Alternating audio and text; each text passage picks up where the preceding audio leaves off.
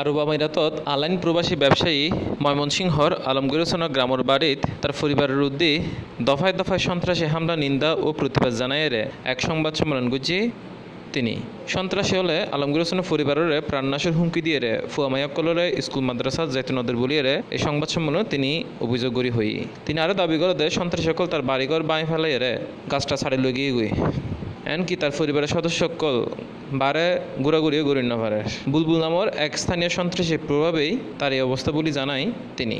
তবে এই ঘটনায় মামলা হইল অপরাধী অকলরে গ্রেফতার নগরের পুলিশে। আলমগীর হোসেন সরকার প্রশাসনের কাছে তার পরিবার পরিজনের নিরাপত্তার দাবি জানাই। আমার ফ্যামিলির উপরে অত্যাচার নির্যাতন চলে। আমার ছেলে একটা স্কুল কলেজে যেতে পারে না, আমার মেয়ে স্কুলে যেতে পারে না, আমার ফ্যামিলি বাহিরে আসলে তাদেরকে প্রাণনাশের হুমকি দেয়। আমি সব সময় একটা বিভ্রান্তের মধ্যে থাকি।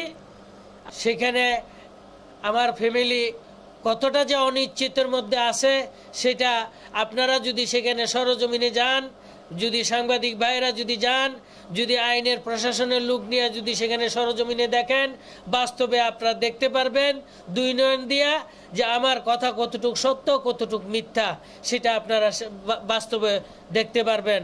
এবং আপনাদের মাধ্যমে আমি সরকারের কাছে আকুল আবেদন করতেছি আমার ফ্যামিলি এবং আমার বসতবাড়ি, আমার ছোট ভাইয়ের বসতবাড়ি যেন পূর্ণাঙ্গভাবে ফেরত পায়, আমরা যেন সুন্দরভাবে সেখানে বসবাস করতে পারি।